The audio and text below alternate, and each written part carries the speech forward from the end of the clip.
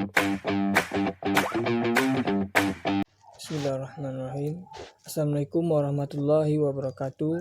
Saya Muhammad Hafiz, NIM 501190144. Kami dari kelompok 2, yaitu dalam mata pelajaran kebijakan fiskal dan moneter, di mana judul makalah kami tersebut kebijaksanaan fiskal dalam ekonomi makro dan keseimbangan ekonomi. Dan adapun anggota kelompok kami yaitu Silvina Pendari dan Ananda Putri. Di sini saya akan membacakan latar belakang dari judul makalah kami. Diperlukan kebijakan pemerintah untuk menciptakan kestabilan dan pertumbuhan ekonomi yang mantap. Salah satu bentuk dari campur tangan pemerintah yang dapat dilakukan adalah menjalankan kebijakan fiskal sebagai bagian integral dari kebijakan makroekonomi.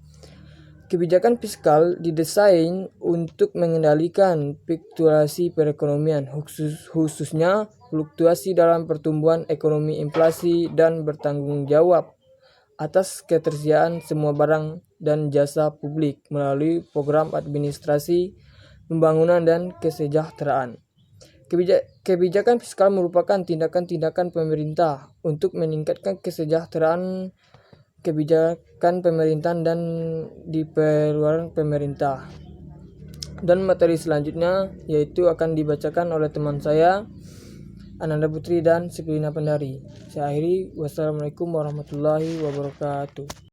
Assalamualaikum warahmatullahi wabarakatuh. Perkenalkan, nama saya Silvina Pendari dengan NIM 501190127.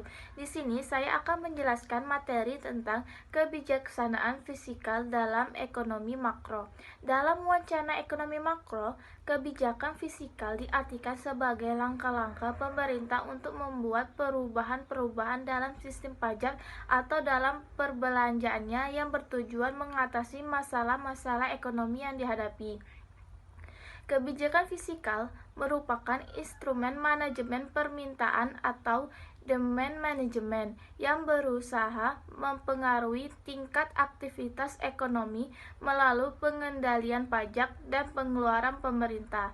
Kebijakan fiskal diarahkan untuk mencapai kesejahteraan yang dalam perekonomian sekuler didefinisikan sebagai maksimalisasi bagi benefit individu dalam kehidupan.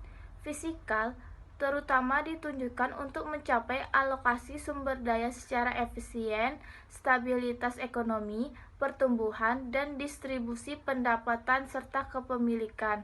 Langkah-langkah fiskal dipandang efektif untuk mengatasi problematika perekonomian seperti inflasi di samping langkah-langkah moneter. Kebijakan fiskal yang berarti campur tangan pemerintah terhadap perekonomian diharapkan dapat berpengaruh pada proses penentuan keseimbangan pendapatan nasional, di mana pajak akan mengurangi pengeluaran agregat melalui pengurangan konsumen rumah tangga, dan pajak juga memungkinkan pemerintah melakukan perbelanjaan yang berarti perbelanjaan agregat.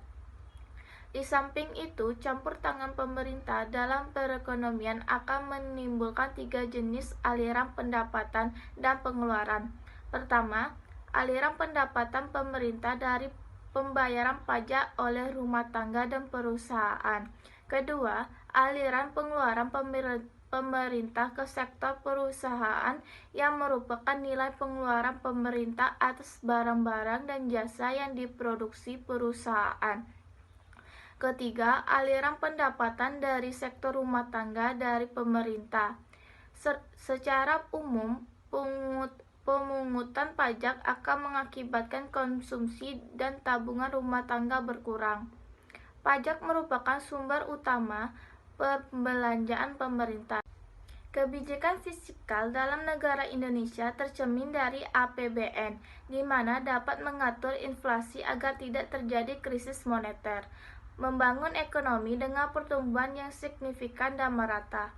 Pertumbuhan ekonomi sangat berpengaruh pada kebijakan fiskal yang terwujud dalam APBN. Ketika APBN digunakan sesuai dengan waktu dan tepat yang tepat, maka inflasi akan terkendali dengan baik sehingga berdampak pada pertumbuhan yang signifikan dan merata dalam ruang lingkup makro yaitu negara. Di Indonesia, APBN sebagai instrumen utama kebijakan fiskal memainkan peranan penting mendorong pencapaian target-target pembangunan yang telah ditetapkan. Peranan tersebut sejalan dengan salah satu fungsi APBN sebagai alat menjaga stabilitas dan akselerasi kinerja ekonomi. Untuk itu, kebijakan fiskal senantiasa diarahkan untuk tercapainya pertumbuhan ekonomi, penciptaan lapangan kerja, pengentasan kemiskinan, namun dengan tetap menjaga kelestarian lingkungan. Baiklah, materi itu saja yang bisa saya sampaikan. Materi selanjutnya akan dibacakan oleh teman saya, Ananda Putri. Terima kasih. Wassalamualaikum warahmatullahi wabarakatuh. Saya akan melanjutkan materi yang dibacakan oleh Sepina, yaitu materi selanjutnya yaitu materi keseimbangan ekonomi. Keseimbangan ekonomi pada dasarnya masyarakat dibagi dalam dua sektor, yaitu sektor usaha dan sektor rumah tangga. Sektor usaha menghasilkan barang dan jasa yang dijual kepada sektor rumah tangga, sedangkan sektor rumah tangga menyediakan faktor produksi seperti tenaga, modal, tanah, dan kewirausahaan. Atas penyediaan faktor-faktor produksi ini, sektor rumah tangga menerima penghasilan berupa upah, bunga, sewa, dan laba. Penghasilan ini selanjutnya oleh sektor rumah tangga dibelanjakan untuk membeli barang dan jasa yang diproduksi sektor usaha.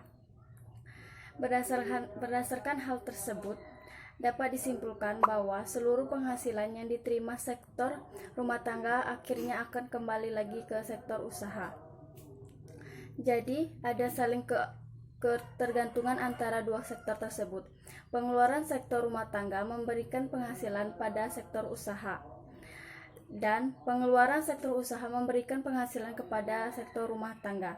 Ada kemungkinan uang yang diterima oleh masing-masing sektor tidak seluruhnya kembali karena mengalami kebocoran, mengalir ke tempat lain, dan juga uang yang memasuki perputaran karena disuntikan ke tempat lain. Ada 3 sektor lain yang mengakibatkan kebocoran dan dapat melakukan penyuntikan, yaitu sektor keuangan, sektor pemerintah, dan sektor luar negeri. Sektor keuangan dapat mengakibatkan kebocoran melalui tabungan. Penghasilan sektor rumah tangga yang ditabung tidak mengalir kepada sektor usaha. Sektor keuangan dapat melakukan suntikan melalui investasi yang dilakukan sektor usaha.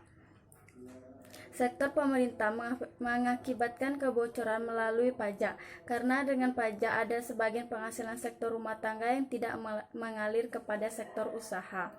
Pemerintah melakukan suntikan melalui pengeluaran pemerintah, karena sektor usaha menerima penghasilan dari pembelian yang dilakukan pemerintah. Sektor luar negeri mengakibatkan kebocoran melalui impor.